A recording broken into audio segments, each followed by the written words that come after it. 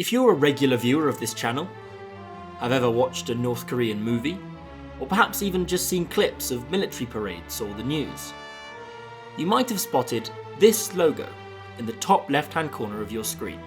You might even know that this symbol is the logo of Korean Central Television, or Ryongnamsan Television. It's a safe bet that many of you watching this will have seen something broadcast on KCTV. However, what you might not know is it's not the only TV channel in the DPRK.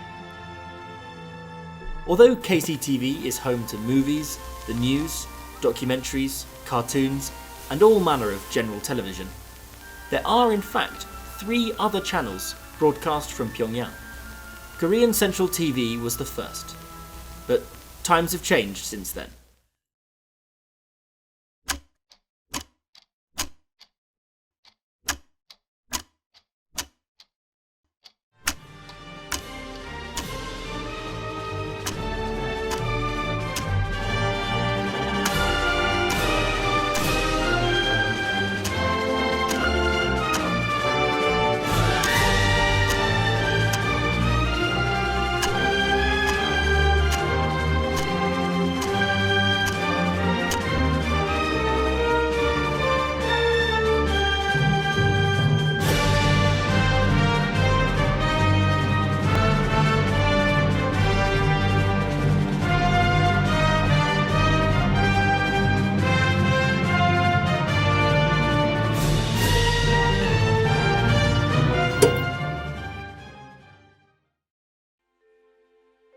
Korean Central Television, KCTV, is the primary television channel in the DPRK, as well as being the oldest of the 4.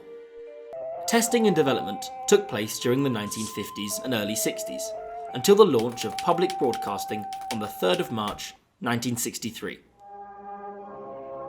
The channel has changed names twice since its inception. Originally operated as Pyongyang Television, it changed its name to the Central Television Broadcasting System 2 years before the start of broadcasts. A decade later, the network saw a relaunch. On the first working day of 1973, the 3rd of January, it finally took the name Korean Central Television and began full-colour broadcasting 4 years later in 1977. But for the average Korean switching on their television at home, what might one expect from KCTV? Well, the schedule is often subject to change. For example, a major military parade, foreign visit, or important event will often bump other programmes out of the schedules. But on a typical day, here's what you might expect. For years, the channel would come online at 3 PM each day. Although, during COVID-19, these hours were expanded, now beginning at 9 AM, and, at the time of writing, this seems to remain the case. As the KCTV test card hits 9 AM, the national anthem plays over images of the symbolic Mount Paektu and Heaven Lake, followed by the national flag waving in the wind, over which an image of the Tolima statue in Pyongyang is overlaid, and the words Ryongnamsan Television are written. What follows is a welcome message from the broadcaster.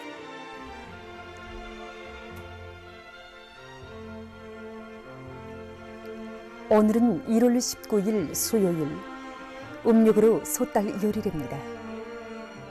지금부터 중앙 텔레비전 방송을 시작하겠습니다. Followed by the song of General Kim Il-sung and the song of General Kim Jong-il. This is then followed by the 오늘의 순서, or Order of the Day, a full rundown of the day's scheduled programming.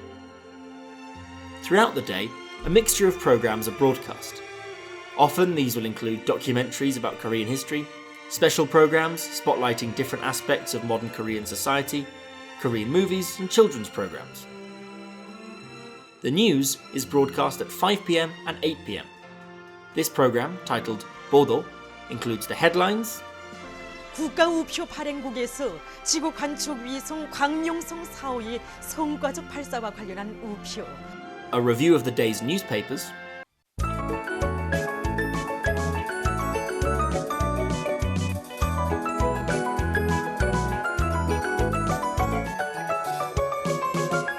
and the weather. 날씨를 알려드리겠습니다. In addition to this, major events are often broadcast on the network. This includes military parades, often held to mark major anniversaries in the capital, Pyongyang.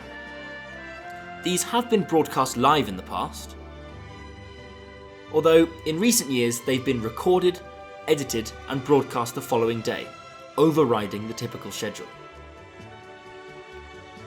Other major events worthy of special programs include visits to Pyongyang by major leaders, visits by the leadership to foreign countries, significant summits, and political conferences. The ending of the daily broadcast is often varied, although it often features the following day's weather forecast. Right before the end of scheduled programming, 내일의 순서, or tomorrow's schedule, is broadcast, running through the schedule for the next day. This is followed by a farewell from the broadcaster. 이상으로 오늘 중앙 텔레비전 방송을 마치겠습니다. 여러분 안녕히 계십시오. 여기는 평양입니다. And ends with an image of the national flag, accompanied by a rendition of 빛나는 조국, or Our Shining Country.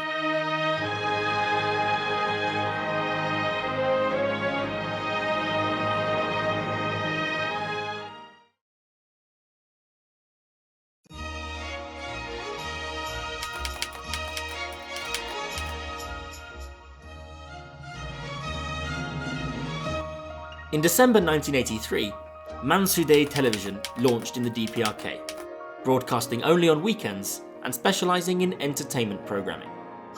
The logo is relatively simple. The word Mansudae, written in stylised calligraphy. The channel is named after Mansudae, or Mansu Hill, in Pyongyang, home to the Mansudae Grand Monument, the ubiquitous 22-metre tall statues of the President and the General. Since its opening year, the channel has expanded, broadcasting outside Pyongyang and covering much of the rural area of the country. The channel opens with sweeping shots of Mount Paektu, Jongil Peak, the Juche Tower in Pyongyang, revolutionary images over the Pyongyang skyline, all culminating in the ubiquitous symbol of the Workers' Party of Korea. Followed by a shot of the centerpiece fountain in the Mansudae Fountain Park, upon which the channel name is emblazoned. This opening is followed by the song of General Kim Il-sung and the song of General Kim Jong-il, before an overview of the day's programming begins. Over the next few hours, the channel will often broadcast movies, including selected foreign films, and other entertainment programs.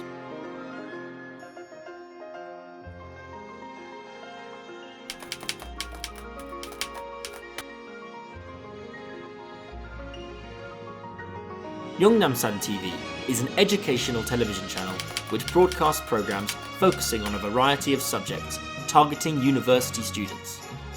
As such, the channel takes its name from the hill upon which Kim Il-sung University is located, Ryongnam Hill. In April 1971, a new channel named Kangson TV began broadcasting. This was replaced by Choson Gyoyok Munhwa Television, or Korea Educational and Cultural Television. Since 2019, the channel is broadcast 5 days a week and often focuses on scientific subjects, although has broadcast foreign language programs and regularly relays the 8 p.m. news bulletin, also aired on KCTV. Programming usually consists of shorter programs aimed at students in higher education across the country. Some programs, where appropriate, are broadcast entirely in foreign languages, such as English, Chinese, or Russian, with some shows including university students role-playing as foreigners for the purposes of foreign language or cultural education. The channel's logo, reminiscent of the nib of a fountain pen, is a motif also seen on the logo of the aforementioned Kim Il-sung University.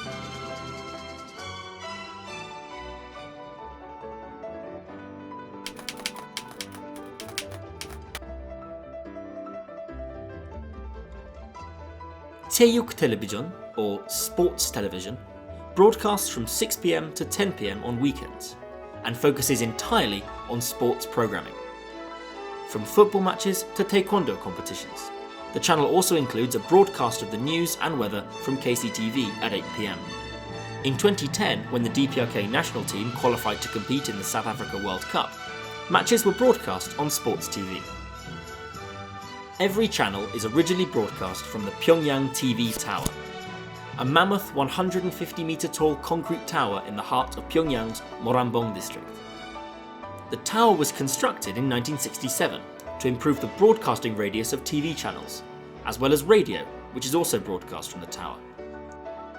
It also preempted the shift to colour broadcasting.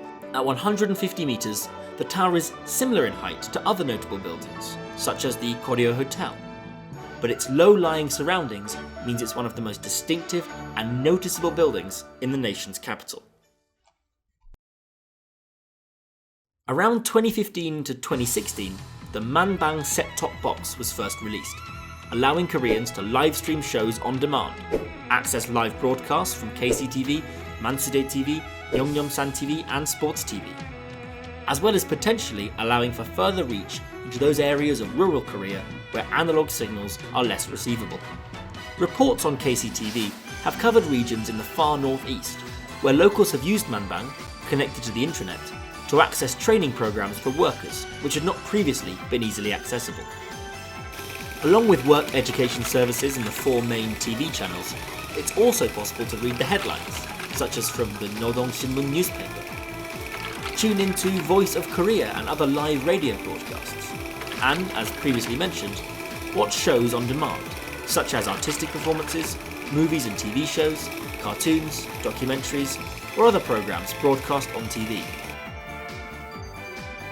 Since launch in the 1960s, television in the DPRK has expanded, improved, and developed on multiple different fronts. And the recent expansion to on-demand services, improved broadcasting resolutions, and other technical factors hints at more developments to come. In addition to this, increasingly sophisticated graphics, the use of drones and new camera angles for important events, and a rapidly evolving style of broadcasting, both on television and other media, means this is far from the end of the road for television in the DPRK.